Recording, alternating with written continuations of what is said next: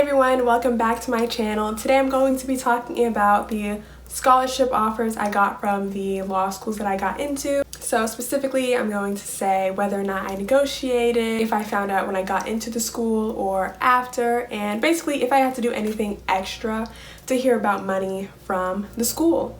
I'm going to go in the order from like smallest amount to largest amount that I got from each school. Money was like almost a primary factor that I looked at when deciding on where to go to a school, so this was a very important process for me. Without further ado, let's get on into it. So first up on the list we have the University of Chicago, and the University of Chicago, I had heard that they don't really give a lot of money unless you get a literal full ride from them, and they only give like 6 of those out. So I did not have super high expectations, but they emailed me probably about a month after I got into the school with my award, which ended up being $30,000. When it comes to law school, $30,000 is not a lot of money at all. So this was for all 3 years, so basically that's like $10,000 per year.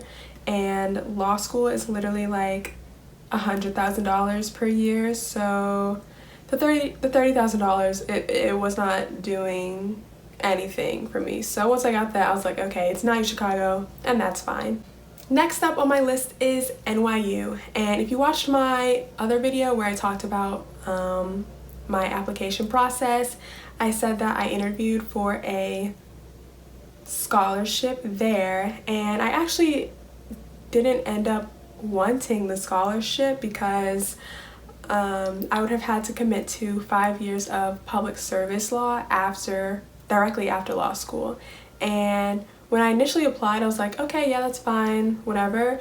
But after doing more research, after I was invited to interview, I realized that I would be making like $50,000 where I could be making $200,000, and it's a lot harder to transition into like law firm jobs after you've been in public service. To start a career in public interest and then go to like a big firm job, I knew people would be looking at me like, so yeah, I decided that for me, because like I do need money. It's not like I am coming from wealth and I'm going to law school for fun. No, like I'm going to law school so that I can make money, and once I make money, that's when I can transition into my like public interest job where I'm not making as much money. But like as for right out of law school, like I've literally been in school for 20 years.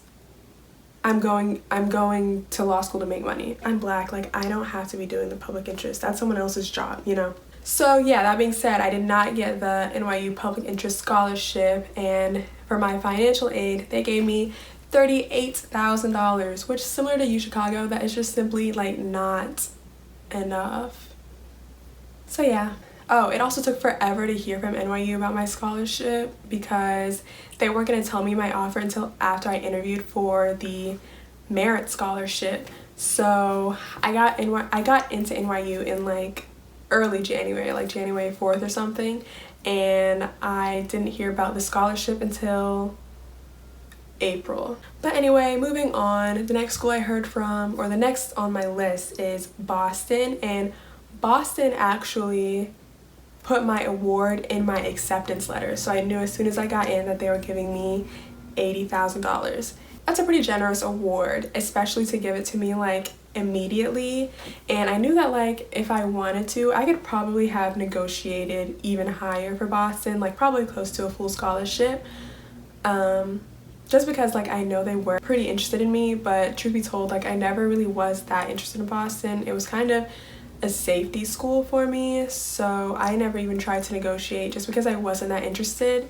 And I knew that like even though Boston is like ranked well, it wasn't ranked highly enough to like be able to negotiate with the other schools that I was more interested in, so I left that $80,000 where it was. Then on my list is Vandy. Vandy gave me $90,000, which is fine, I guess. Like these numbers sound pretty high, but law school is so expensive, so they're really not that high of numbers. So $90,000, that's like $30,000 a year, which means I would still have to come up with $60,000 a year, and that just, it's not gonna happen. I also heard from Vandy probably a month or two after I got in. So I got into Vandy in December. I got my award, I don't remember exactly, January or February. It definitely wasn't immediate, but it wasn't like super far after either.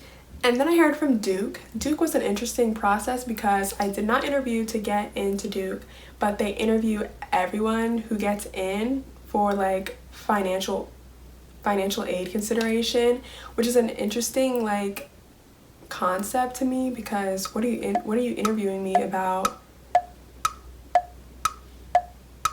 But yeah, anyway. Oh yeah, so I interviewed with Duke, and basically like the guy, the dean or whatever, he was like trying to see if there was anything super duper exceptional about me that like would make them want to give me like a whole lot of money. And he was also like trying to see if like I was exceptionally poor or something.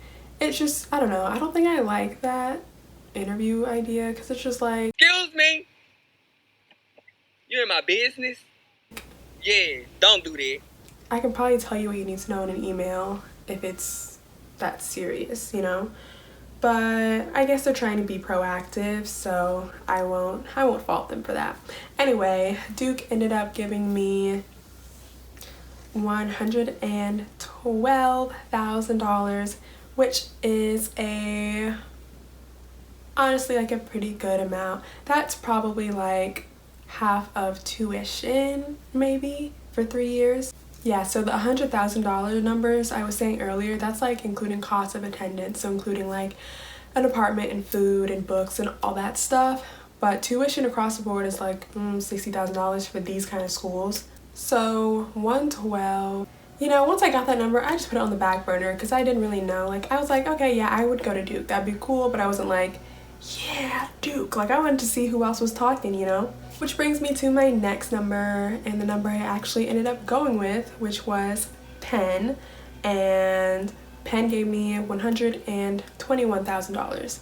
And I actually did try to negotiate with Penn, but the thing with this admission cycle was that like it was so competitive. I know you've probably heard that, or if you haven't, like, this was one of the most competitive application cycles for law school, med school, just grad school across the board because of the pandemic. Like, so many more people than usual applied, so it was so much harder to get in. Yeah, I don't know if that's going to be the same next year, the year after that, but just know that this application cycle was super duper competitive. So when I started negotiating with Penn, like at first the guy was like, okay, yeah, we're definitely gonna be able to work something out, increase your aid, like it's probably gonna happen, we like you a lot. A month later, I like contacted them again, and they were basically like, too many students have committed. Like basically like their yield was higher than they expected, so they got a lot more students saying, yes, I'll come, I'll take this offer, than they usually do because of the pandemic. Because people weren't getting in as many places, they didn't have as many options, they were choosing whatever school they got into at much higher rates. So the financial aid office ran out of money before they were able to negotiate with anybody, so nobody at Penn got negotiations this year, which kind of sucks, but it's also like, okay, at least I'm here, you know, we'll figure it out along the way. And then the largest award I got was from, oh, I don't know if I said, I got my award from Penn March, I think it was March, early March, and I got into Penn in January, so like a 2-month wait there. And then lastly, my largest award was from Emory, and Emory gave me $135,000, and that was in my acceptance letter. And honestly, I feel like anytime it's in your acceptance letter, like you can definitely go negotiate that, because if they put your award in your acceptance letter, to me that just seems like, oh, they like you a lot, they really want you to come to their school. And I definitely got that sense with both Boston and Emory, because they emailed me a ton, they called me a ton, but Emory, like Boston, was more of a safety school for me, so honestly, like, they could have given me a full scholarship and I still probably would not have gone, just because that wasn't what I was aiming for. So yeah, I didn't negotiate with them because it would have been a waste of their time, it would have been a waste of my time. Yeah, it's pretty much that. The only school that I never heard from was Georgetown, and that's because like their aid application process was like super in depth, and by the time that I would have had to do it, I knew I wasn't going to Georgetown because at that point it was between Chicago, NYU, Penn, Duke. Those are pretty much the only schools that I was like still seriously considering, and it just wasn't worth my time, wasn't worth my parents' time because they had to do like a lot of stuff too for the Georgetown application. So I guess we'll never know how much they'll offer me or how much they would have offered me. So yeah, that is my scholarship summary. This application cycle, like I said, it was different than other ones because of how competitive this cycle was. I probably could have gotten more money at a lot of places if this wasn't as competitive of a cycle, but that just shows, you know, like, keep your windows open, keep your options open, because you truly never know what is going to go down with these schools. I'm not too worried yet. I literally hate the idea of loans. Like, they're such a scam, and I will do anything, not anything, but almost anything to not have to take out loans. But I might have to, and that is okay. It's okay.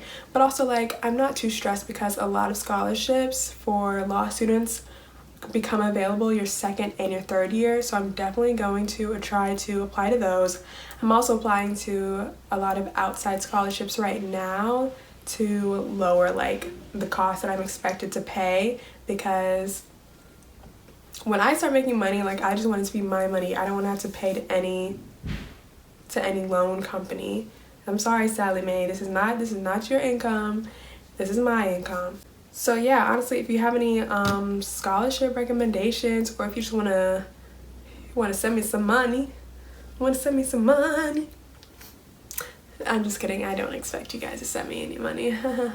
Yeah, scholarship recommendations, feel free to leave them in the comments. So yeah, that's pretty much all I have. Thank you guys for watching. I hope you guys are enjoying this law school series that I have going on. It seems like you are. So if you have any recommendations for videos, if you want to see any specific content, feel free to comment that. I like doing what you guys want to see. So yeah, don't forget to like and subscribe. Also, yeah, see you.